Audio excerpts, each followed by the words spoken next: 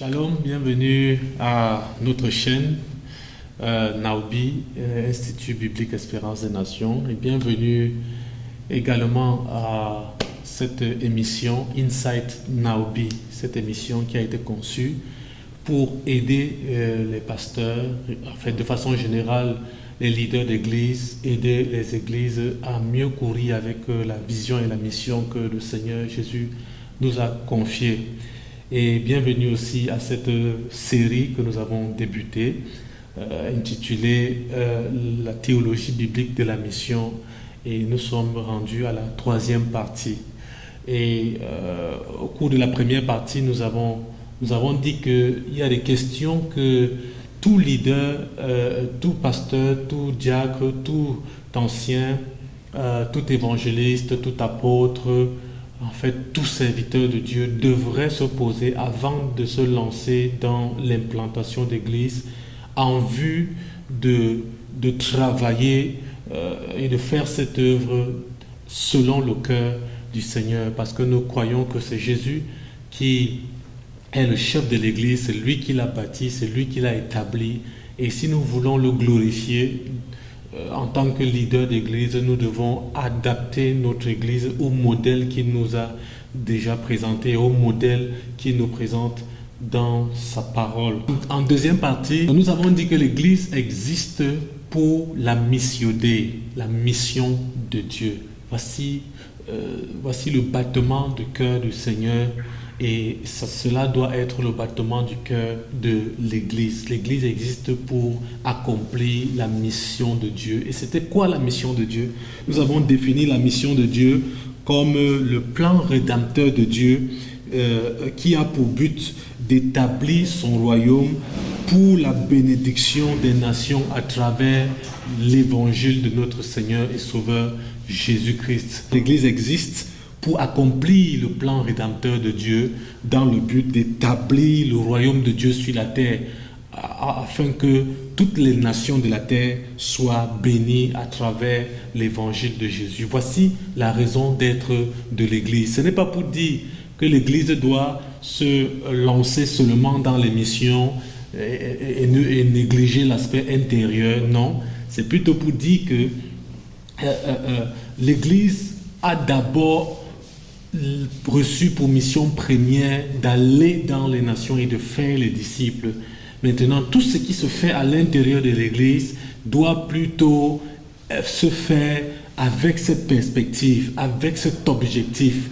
Si l'Église doit enseigner, elle doit enseigner pour bâtir les gens, elle doit enseigner pour bâtir les disciples, mais la finalité, c'est que ces disciples-là aillent faire la mission de Dieu.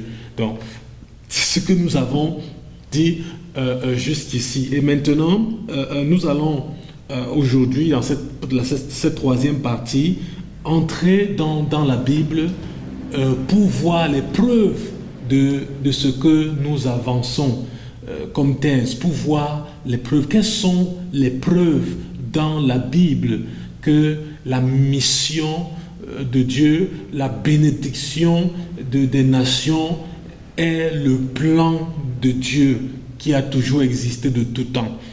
Nous allons commencer avec la mission dans le Pentateuque. La mission dans le Pentateuque. Nous allons étudier le Pentateuque pour ressortir la pensée missionnaire de Dieu. Et c'est quoi le Pentateuque? Le Pentateuque, c'est tout simplement les 5 premiers livres de la Bible dont l'auteur est Moïse. Donc, maintenant, dans le Pentateuque, quand nous lisons le Pentateuque depuis Genèse chapitre 1, le verset 1, nous avons déjà cette phrase: au commencement, Dieu créa les cieux et la terre. Au commencement, Dieu créa les cieux et la terre. Déjà, je vais vous dire que l'histoire ne commence pas avec nous. L'histoire commence avec Dieu. L'histoire ne commence pas avec toi qui m'écoutes, mais l'histoire commence avec Dieu. Ça veut dire que Dieu doit être notre priorité. Dieu doit être la priorité parce que c'est lui qui existe de tout temps. Nous sommes venus grâce à lui, nous sommes venus par le moyen de sa puissance. Nous sommes venus à l'existence parce qu'il a voulu que nous existions. Mais l'histoire commence avec Dieu. Dieu doit être la priorité des hommes. Et cependant, aujourd'hui, nous avons ce qu'on a appelé l'évangile de la prospérité. Et l'évangile de la prospérité, c'est cet évangile-là qui n'enseigne que les choses qui concernent l'individu. L'homme doit être en bonne santé, l'homme doit prospérer, l'homme doit être riche, et ainsi de suite. Ce n'est pas mauvais, ce n'est pas pour dire que Dieu ne veut pas que nous soyons riches, ce n'est pas pour dire que Dieu ne veut pas que nous puissions prospérer. Au contraire, il le souhaite pour chacun d'entre nous. Cependant, la difficulté avec cet évangile que nous avons, c'est que cet évangile centre l'homme autour de lui-même et autour de ses besoins, tout en négligeant les responsabilités qu'il est appelé à porter et à mener. Donc, l'histoire commence avec Dieu, l'histoire ne commence pas avec nous. Donc Dieu doit être notre priorité, il doit être le centre de notre vie. Donc la création nous révèle donc au départ c'était Dieu. C'est Dieu qui est à la base de toutes choses. Et la création aussi nous révèle que Dieu pose des actes délibérés et des actes volontaire. C'est-à-dire qu'il y a trois choses qui inspirent la mission, qui font que on peut parler de la mission aujourd'hui sur la base de la création. La première des choses, c'est que la création révèle le fait que Dieu a un but et Dieu a un dessein. Tout ce que Dieu fait est dans un but précis et dans un dessein précis. Dieu n'est pas un embrouillé, Dieu ne pose pas des actions au hasard. Dieu a des desseins. Dieu a des desseins. Dieu a des buts. Et quand il a créé toutes choses, c'est avec des buts.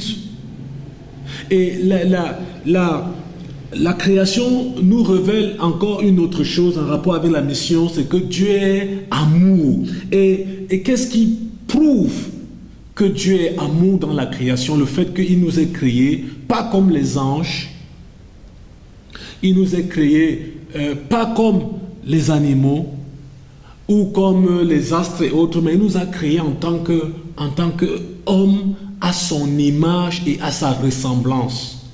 Donc Dieu nous ayant créés à son image et à sa ressemblance, c'est déjà une preuve de l'amour de Dieu pour les hommes. Dieu est amoureux des hommes. Et la Bible nous dit que non seulement Dieu a créé l'homme à son image, mais il a établi l'homme sur sa création. Il a demandé à l'homme d'aller régner, d'aller dominer à sa place. Donc, l'autre chose aussi, c'est la création nous révèle que Dieu est un Dieu puissant. Nous pouvons voir autour de nous et voir la puissance qui a été déployée pour que ce monde existe, pour que l'univers soit mis en place. Et ces trois choses inspirent la mission. Parce que la mission, c'est un Dieu qui a un but. Et ce but doit être atteint.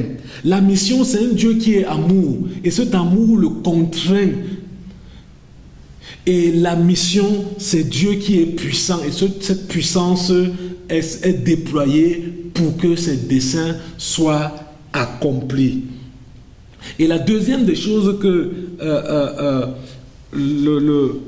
la création nous révèle, c'est le fait que Dieu nous ait créés à son image et à sa ressemblance. Le fait que Dieu nous ait créés à son image et à sa ressemblance implique deux choses fondamentales. Mais avant que nous ne revenions sur ces deux choses, il faut déjà que vous sachiez que la Bible dit que nous sommes créés à l'image de Dieu et à sa ressemblance. N'est-ce pas? Qu'est-ce que ça veut dire? Ça veut dire que l'homme a la capacité de connaître L'homme est un être intelligent, il peut connaître et même connaître son Créateur. Deuxièmement, l'homme a des émotions. Il a des émotions, il peut ressentir, il peut être triste, il peut être en colère, il peut être content, il peut être dans la joie, tout comme Dieu. Parce que lorsque nous lisons la Bible, nous voyons également que Dieu expose ses émotions. Et l'homme a aussi pris de Dieu ces émotions qu'il exprime. Et la troisième des choses, c'est que l'homme a la capacité de décider. L'homme peut décider. Il peut dire oui ou non. Il a le choix, il a le libre arbitre. Donc, ça c'est entre parenthèses ce que nous pouvons dire en ce qui concerne le fait que Dieu nous a créés à son image. Donc, même si l'homme a chuté de la position que Dieu lui avait donnée au départ, mais il y a quand même des choses qui sont restées. Et c'est ça qui fait que nous soyons créés à l'image de Dieu. Donc, je disais que le fait que nous soyons créés à l'image de Dieu implique deux choses principales. La première chose, c'est que l'homme, étant créé à l'image de Dieu, a la capacité de communier avec Dieu. L'homme peut faire comment? Il peut communier avec Dieu. Et c'est passé à cause de cette communion qu'on peut parler même plus tard de la réconciliation. Donc quand on parle de la réconciliation, il est déjà question de deux parties semblables, deux parties qui s'accordent sur un certain nombre de choses. On ne peut pas parler de la réconciliation entre un animal et un homme. Donc, c'est deux êtres pensants, deux êtres qui réfléchissent, deux êtres qui raisonnent, qui peuvent se réconcilier. Nous avons la capacité de communier avec Dieu. Et c'est pourquoi Paul pouvait dire dans 2 Corinthiens chapitre 5, 19 à 20 que Dieu nous a donné le ministère de la réconciliation. Nous faisons les fonctions d'ambassadeurs. Si l'homme n'était rien, si l'homme n'avait pas quelque chose de particulier comme Dieu, on ne serait pas en train de parler des ambassadeurs ou des intermédiaires entre les hommes et Dieu. C'est parce que les hommes valent quelque chose. Or, lorsque Satan et les anges ont péché dans la Bible, nulle part on ne mentionne que Dieu a effectué un sacrifice pour réconcilier ces anges-là à lui. Donc, et la deuxième implication du fait que nous soyons créés à l'image de Dieu et qui rend possible aussi la mission, c'est que donc, l'homme a les capacités de représenter son Créateur. Et l'homme et la femme qui avaient été créés à l'image de Dieu pouvaient représenter Dieu. Et c'est ce que la Bible dit dans Genèse chapitre 1, le verset 28. Dieu dit, soyez féconds, multipliez-vous, remplissez la terre, assujettissez, dominez, cultivez, gardez le jardin, ainsi de suite. Donc voici les choses, les responsabilités de l'homme. L'homme devait accomplir ses responsabilités, pas pour lui-même, parce qu'il n'a même pas d'abord choisi d'exister. Il a commencé à exister parce que Dieu a décidé qu'il existe. Et s'il existe parce que Dieu veut qu'il existe, ça veut dire qu'il doit exister pour les buts de Dieu. Et Dieu l'avait donc établi pour être son intermédiaire, pour être son représentant sur la terre. Donc s'il devait se multiplier, il devait se multiplier pour Dieu. S'il devait dominer, il devait dominer pour le compte de Dieu. S'il devait assujettir toutes choses, il devait les assujettir pour le compte de Dieu. Donc, en d'autres termes, l'homme était censé régner à la place de Dieu comme un vice-roi. Et c'est sur cette base qu'on peut aussi parler de la mission. Donc, la mission, c'est aussi les êtres humains créés à l'image de Dieu avec la capacité de représenter Dieu auprès des choses qui sont dans l'univers et auprès des êtres humains, des autres êtres humains que Dieu a créés à son image et à sa ressemblance. Donc, nous allons nous arrêter à ce niveau tout en espérant que vous qui nous prenez seulement à cette troisième partie, vous suivez les deux premières parties pour être dans l'esprit de ce que nous sommes en train de vous apporter. Et surtout, n'oubliez pas de liker la vidéo et de la partager et de vous abonner également à notre chaîne, tout en activant la cloche de notification pour que si de nouvelles vidéos apparaissent, vous puissiez avoir l'information au plus tôt. Donc que Dieu vous bénisse, et nous espérons que vous allez mettre également en pratique toutes les choses que nous allons nous dire dans le cadre de cette série et de cette émission. Que Dieu vous bénisse. Shalom.